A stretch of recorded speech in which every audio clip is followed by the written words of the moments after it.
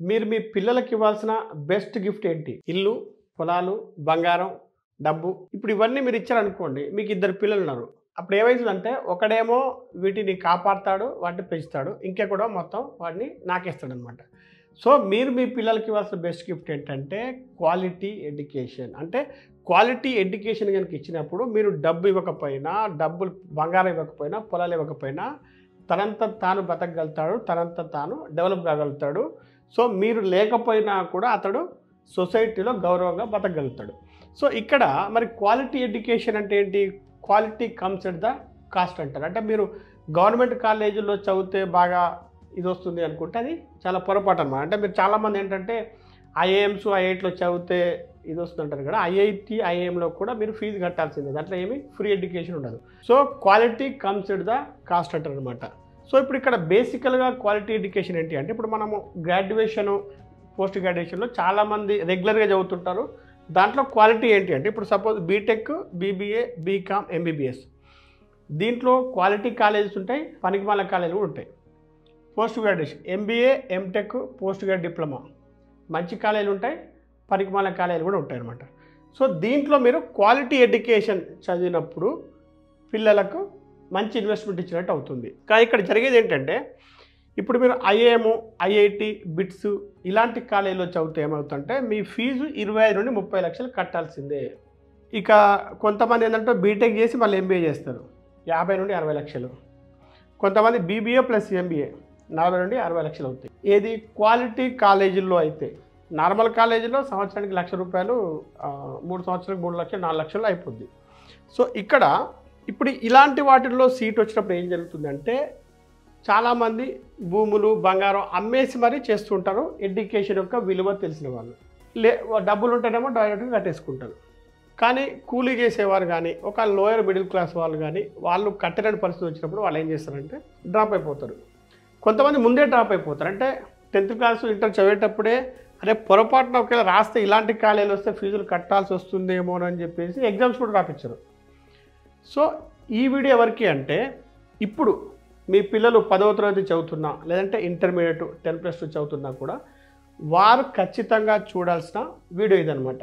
ఎందుకు అంటే మీకు ఈ వీడియో చూసిన తర్వాత మీకు చాలా టెన్షన్స్ ఫ్రీ అవుతారనమాట. అంటే చిల్డ్రన్ ఎడ్యుకేషన్ కోసం మీరు ఎస్ఐపీలు చేస్తున్నా లేకపోతే ఎంతో కష్టపడుతున్నా చిన్నపిల్లలు ఉన్న వాళ్ళు కూడా చూసుకుంటే ఏంటంటే ఇది చూసినప్పుడు మీకు కొంచెం మనశ్శాంతి లభిస్తుంది అనమాట. ఎందుకు మనశ్శాంతి లభిస్తుందంటే గవర్నమెంట్ ప్రవేశపెట్టినటువంటి ఒక అద్భుతమైన స్కీమ్ అని చెప్పొచ్చు.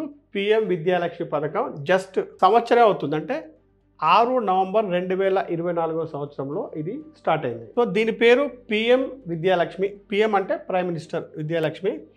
ఇది ఎందుకు అంటే ఇది కేవలం ఎడ్యుకేషన్ లోన్స్ ఇవ్వడానికి కోసం మాత్రమే స్టార్ట్ అయింది అనమాట. చాలామంది ఏమంటారంటే సార్ మేము ఎడ్యుకేషన్ లోన్ తీసుకొని మా పిల్లల్ని బీటెక్ చదివించాము, ఎంబీఏ చదివించాము, కాకపోతే మా పిల్లవాడు ఇప్పుడు కనీసం 20,000, 30,000 జాబ్ కూడా రావట్లేదంటే మేనేజ్మెంట్ కోటాలో చదివిన బాపతు కాలేజీలు కానీ ఇంకా వేరు కాలేజీలకు ఇవి ఎడ్యుకేషన్ లోన్స్ ఇవ్వదు. ఇది ఓన్లీ క్వాలిటీ ఎడ్యుకేషన్కు మాత్రమే లోన్ ఇస్తుంది. ఆ క్వాలిటీ ఎడ్యుకేషన్ కాలేజీలు ఎలా డిసైడ్ చేస్తారు అనేది మనం ఈ వీడియోలో తెలుసుకుందాము. సో, దీంట్లో వీళ్ళు ఇచ్చే ఎడ్యుకేషన్ లోన్స్లో వడ్డీ ఎంత ఉంటుందంటే ఇప్పుడు ప్రజెంట్ వడ్డీ ఇప్పుడు ఈరోజు వీడియో చేస్తున్న సమయానికి 7 నుండి 7.5% సంవత్సరానికి నడుస్తుంది. మీకు ఇండియాలో ఏ బ్యాంకులోకైనా వెళ్ళండి, మీరు ఇంతకంటే తక్కువ వడ్డీ రేటు ఉన్న ఏ లోన్ ఉండదు. సో, ఇక్కడ డబ్బు లేని వారికి ఇది ఉపయోగపడుతుంది, డబ్బు ఉన్నవారికి కూడా ఉపయోగపడుతుంది. ఎందుకంటే డబ్బు ఉన్నవారు ఏం చేయొచ్చు, తమ డబ్బుల్ని మ్యూచువల్ ఫండ్స్ లాంటి వాటిలో ఇన్వెస్ట్ చేసుకోవచ్చు. దీంట్లో మళ్ళీ లోన్ తీసుకోవడం వల్ల కేవలం వడ్డీ 7 to 7 అంటే ఆ డిఫరెన్స్ని వీళ్ళు ఎంజాయ్ చేయొచ్చు. ఎందుకంటే గవర్నమెంట్ ఆల్రెడీ బడ్జెట్లో డబ్బులు అలాట్ చేస్తుంది అనమాట వీటి కోసం. సో, మరి ఇది తీసుకోవాలంటే ఎవరు తీసుకోవాలి? ఇప్పుడు సపోజ్ కూలీ పని చేసేవారు ఉన్నారు, auto drivers, cab drivers. So, వీళ్ళకి ఏంటంటే ఇన్కమ్ ప్రూఫ్స్ ఏమి ఉండవు, తాకట్టు పెట్టడానికి ఏమి ఉండవు. వీటికి ఇన్కమ్ ప్రూఫ్ అవసరం లేదు, తాకట్టు పెట్టనవసరం లేదు. సో, దీంట్లో వీళ్ళు ఏం చేశారంటే ఒక 904 కాలేజీలు మాత్రమే ఉంటాయన్నమాట. దీంట్లో దాదాపు 2 లక్షల మంది స్టూడెంట్స్కి బెనిఫిట్ అయ్యే స్కీమ్ ఇది. అంటే ఆల్ ఓవర్ ఇండియాలో. మేము విదేశాల్లో చదువుతాము అంటే డబ్బు ఇక్కడ ఇవ్వరనమాట. ఓన్లీ ఇండియాలో చదువుకునే వాటికి మాత్రమే. మరి మీరు అడగచ్చు మన తెలంగాణ, ఏపీ పరిస్థితి ఏంటి అంటే తెలంగాణ, ఏపీలో కూడా చాలా మంచి కాలేజీలు ఉన్నాయి. అవి కూడా మీకు ఏంటి అనేది మనం ఇప్పుడు చూసుకోవచ్చు. సో మొత్తానికి ఈ స్కీమ్ గురించి మనం డీటెయిల్గా ఈ వీడియోలో తెలుసుకోబోతున్నాం. సో మేము ఎక్స్పెక్ట్ చేసేది ఏంటంటే ఈ వీడియోకి మీరు కనీసం ఒక 5,000 లైక్స్ ఇస్తే ఇటువంటి మరిన్ని వీడియోలు చేయడానికి, మంచి వీడియోలు చేయడానికి మా టీంకి మోటివేషన్గా ఉంటుంది. పిఎం విద్యాలక్ష్మి అంటే ప్రైమ్ మినిస్టర్ విద్యాలక్ష్మి. ఈ స్కీమ్ ఏంటంటే ఇది ఒక సెంట్రల్ గవర్నమెంట్ స్కీము. ఈ స్కీమ్ కోసం ప్రతి సంవత్సరం బడ్జెట్లో గవర్నమెంట్ కొన్ని వేల కోట్ల రూపాయలు ఇస్తుంది.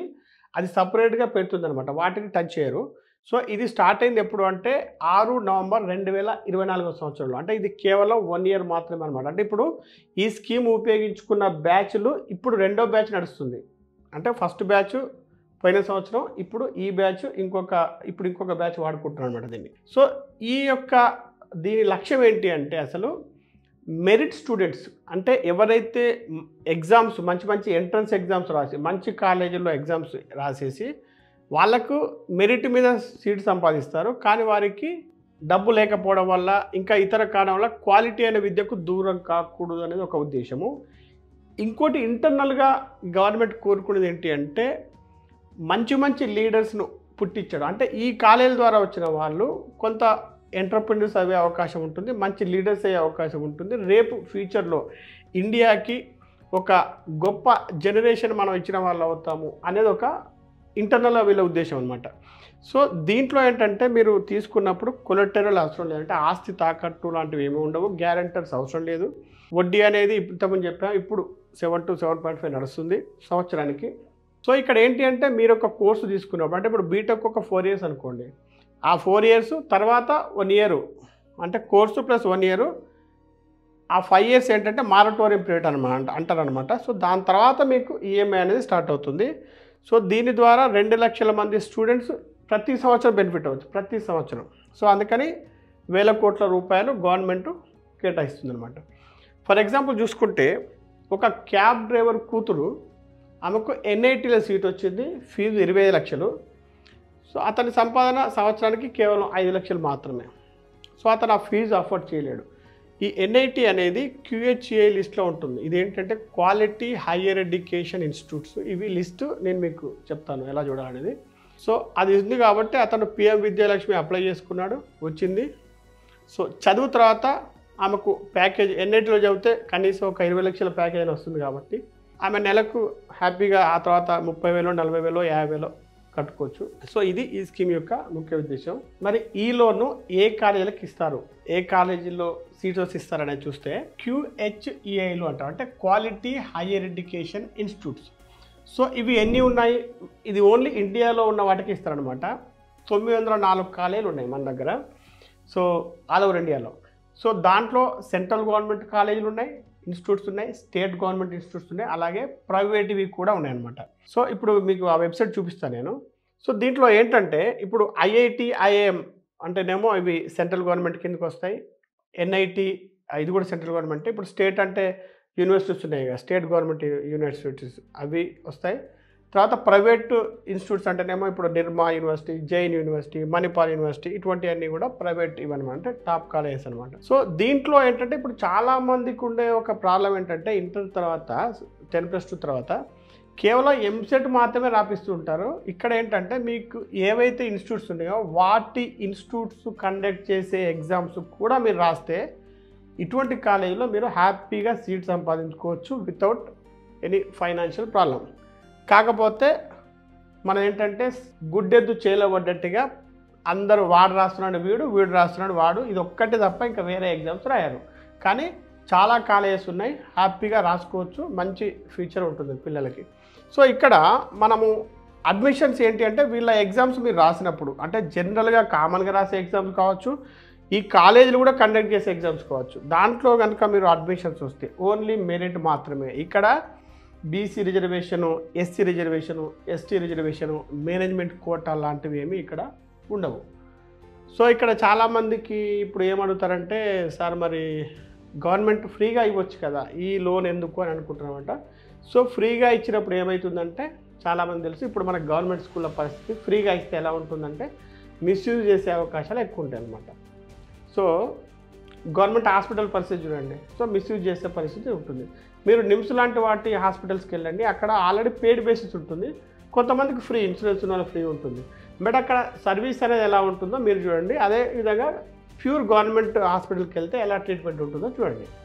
సో ఇదొక అద్భుతమైన స్కీమ్ అనమాట. సో మీకు ఇష్టం లేకపోతే వాడుకోవడం అవసరం లేదు, బట్ చాలామందికి ఇది ఉపయోగపడే స్కీమ్ అనమాట. సో ఇప్పుడు ఇక్కడ మనం ఈ వెబ్సైట్లో లిస్ట్ చూద్దాం ఒకసారి. ఈ వెబ్సైట్ లింక్స్ మనము మీకు ఇప్పుడు వీడియో కింద డిస్క్రిప్షన్లో ఇస్తాను. సో మీరు ఆ లింక్ ఓపెన్ చేస్తే మీకు ఇక్కడ వస్తుంది చూడండి. ఇక్కడ పిఎం విద్యాలక్ష్మి 904 కాలేజీలు. దీంట్లో సెంట్రల్ గవర్నమెంట్ కాలేజీలు ఉంటాయి 427, state government institutes 230, private institutes 247. So central గవర్నమెంటే దీంట్లో ఆల్మోస్ట్ హాఫ్ ఉన్నాయి అనమాట. సో ఇప్పుడు ఫర్ ఎగ్జాంపుల్ సెంట్రల్ గవర్నమెంట్ ఏంటి అనేది మనం క్లిక్ చేస్తే చూడండి. AIIMS Mangalagiri AP, central institute of plastics engineering and technology Vijayawada, central tribal university Andhra Pradesh, central university Andhra Pradesh, Indian triple IT design and manufacturing Kurnool. So ఇట్లా మీరు ఇక్కడ మీరు సెర్చ్ చేసుకోవచ్చు. మన ఇప్పుడు ఏపీ తెలంగాణ అని చెప్పేసి ఇప్పుడు ఈ లిస్ట్ అంతా కూడా మీరు ఇక్కడ ఎక్సెల్లో డౌన్లోడ్ చేసుకోవచ్చు, లేదంటే పీడిఎఫ్లో డౌన్లోడ్ చేసుకోవచ్చు. సో మీరు ఇవి ప్రశాంతంగా చూడండి. మీకు మీ పిల్లలకి ఏది ఇంట్రెస్ట్ ఉందో దాంట్లో చూస్ చేసుకోవచ్చు, దాని ఎగ్జామ్స్ రాపించుకోవచ్చు.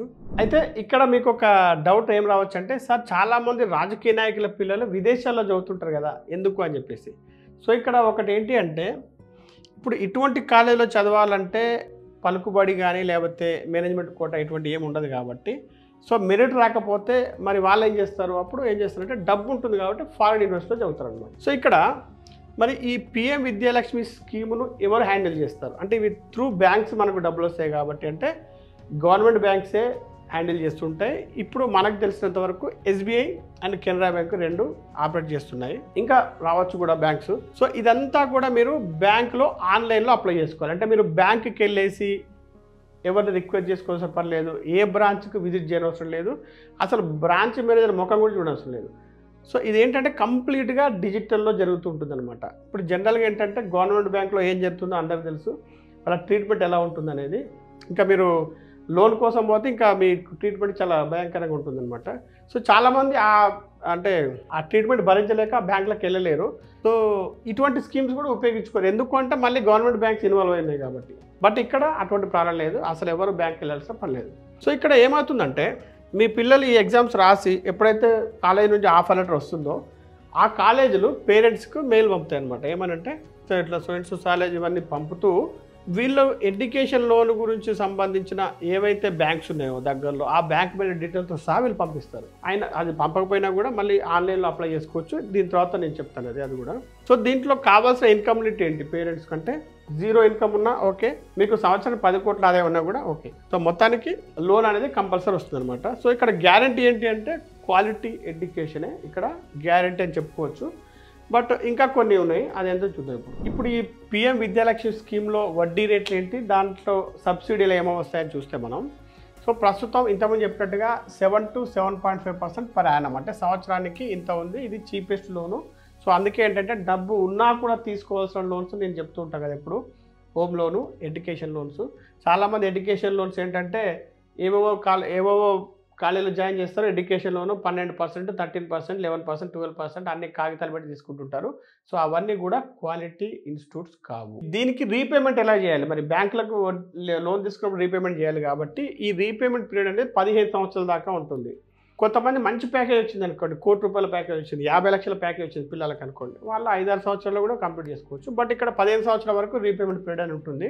సో ఇది ఎప్పుడు స్టార్ట్ అవుతుంది, ఇది ఎప్పటి నుంచి 15 సంవత్సరాలు అంటే మారటోరియం పీరియడ్ తర్వాత. మారటోరియం పీరియడ్ అంటే మీ కోర్సు ప్లస్ 1 ఇయర్ అన్నమాట. అంటే బీటెక్ అనుకోండి 4 సంవత్సరాల కోర్సు ఉంటుంది ప్లస్ ఒక 1 ఇయర్, అంటే 5 ఇయర్స్ తర్వాత నెక్స్ట్ 15 ఇయర్స్ అప్పుడు కట్టుకోవచ్చు. సో ఇక్కడ ఈ మారటోరియం పీరియడ్ ఏదైతే ఉందో దాంట్లో ఈఎంఐ అనేది కట్టాల్సిన పని ఉండదు.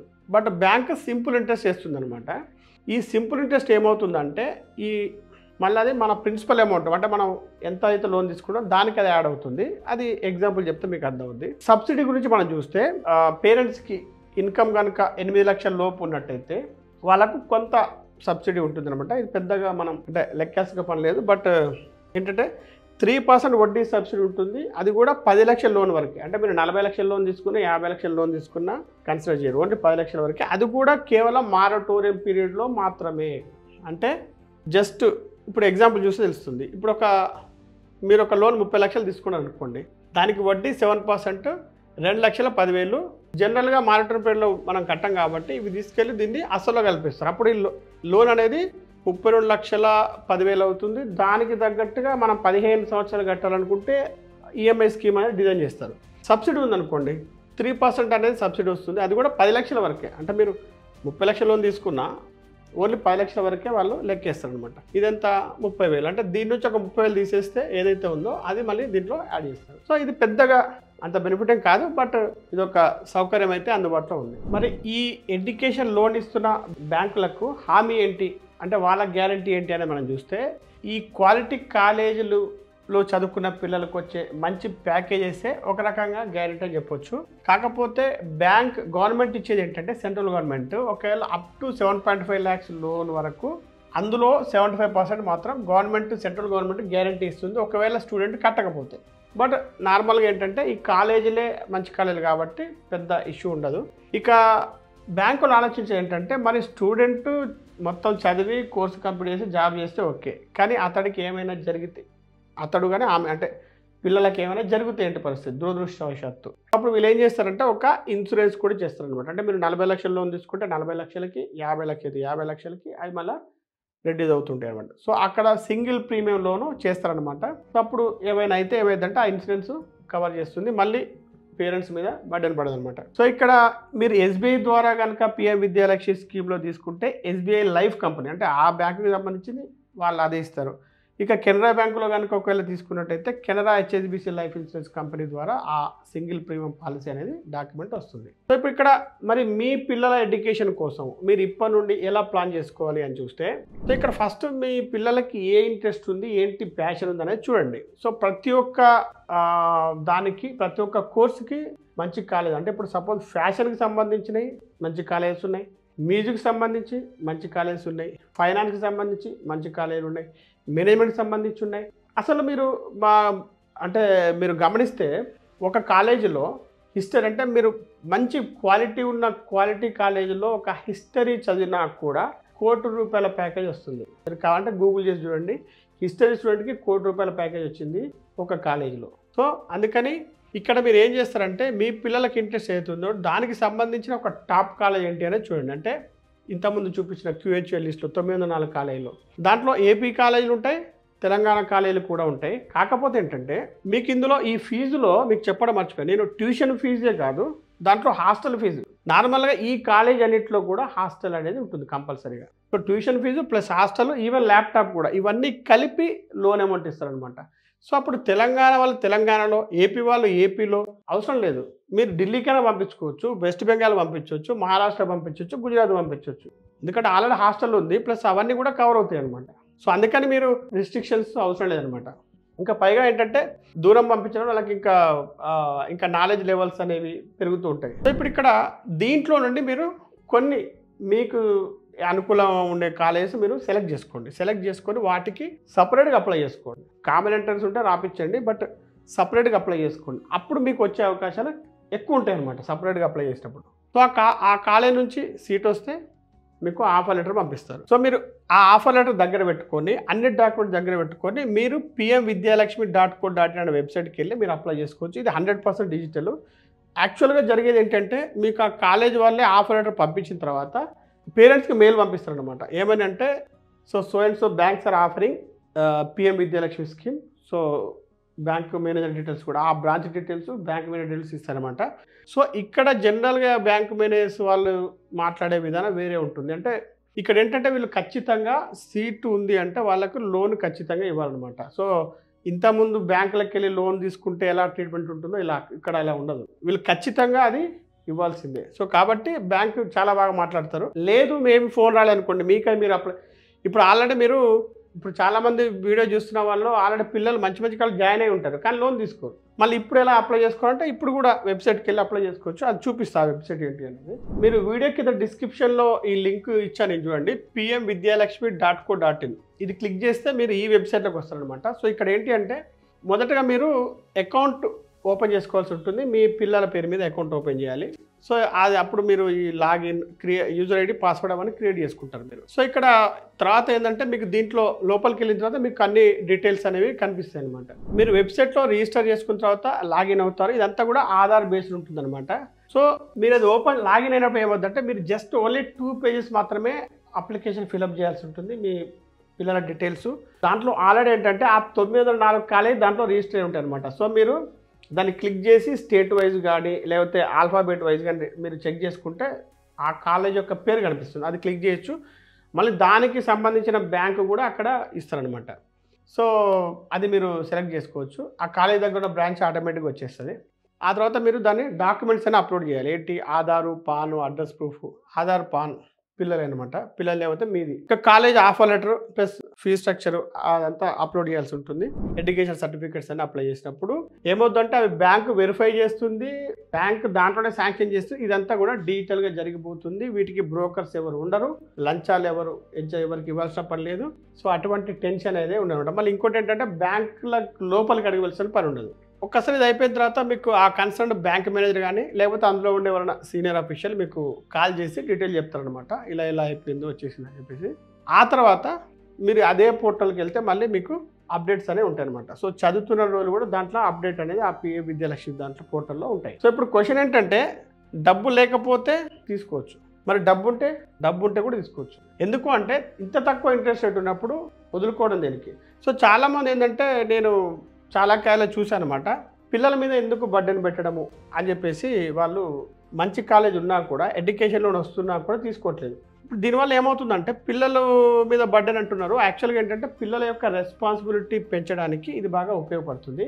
ఇంకోటి ఏంటంటే మీరు ఆ డబ్బులు వేస్ట్ చేయట్లేదు, మీరు దాన్ని వేరే దగ్గర ఇన్వెస్ట్ చేస్తున్నారు. సో ఒక్కసారి సపోజ్ ఏదైనా సిచ్యువేషన్లో పిల్లలు కట్టలేకపోతే మీరు ఆల్రెడీ డబ్బులు ఉంటాయి కదా. ఇప్పుడు ఇక్కడ ఇంకోటి ఏంటంటే ఇప్పుడు టాప్ కాలేజెస్ ఇవేమి మెరిట్ మీద వచ్చే ఇవి కాబట్టి సో వాళ్ళకు ఒక డిసిప్లిన్ అలవాటు చేయాలంటే ఇదొక మంచి సోర్స్ అని చెప్పుకోవచ్చు అనమాట. సో మీరు ఎటువంటి భారం లేకుండా ఇది చేయాలంటే అది మీ ఇష్టం అనమాట. సో వారికి రెస్పాన్సిబిలిటీ తెలియాలంటే మీరు డబ్బు ఉన్నా కూడా లోన్ తీసుకోండి, వాటిని ఇన్వెస్ట్ చేసుకోండి పక్కన. కావాలంటే వాళ్ళకి మ్యారేజ్ అప్పుడు ఏదైనా గిఫ్ట్గా ఇవ్వండి ఆ డబ్బుల్ని, బట్ వాళ్ళ లోన్ వాళ్ళు కట్టుకొనివ్వండి. వాళ్ళకు ఒక రెస్పాన్సిబిలిటీ పెరుగుతుంది. ఇంకోటి ఏంటంటే ఎప్పుడైతే మొదటిసారి జాబ్ వచ్చినప్పుడు చాలామంది పిల్లలు ఎవరైనా కానీ మనమైనా మొదట్లో డబ్బులు కొంత వేస్టేజ్ జరుగుతుంటుంది అనమాట. వాళ్ళకంత ఫస్ట్ టైం ఇన్కమ్ అనేది డెవలప్ వస్తుంటుంది కాబట్టి వేస్ట్ ఖర్చులు పెరుగుతుంటాయి. సో అలాంటి టైంలో వాళ్ళు ఈఎంఐ కట్టుకుంటే మంచిదే కదా, కొంత వేస్టేజ్ మీరు తగ్గించే వాళ్ళు అవుతారు. సో వాళ్ళకు వన్స్ ఒక రెస్పాన్సిబిలిటీ మ్యారేజ్ అలా అయినప్పుడు రెస్పాన్సిబిలిటీ పెరిగాయి అనుకోండి, అప్పటికల్లా లోనే క్లియర్ అయిపోతుంది,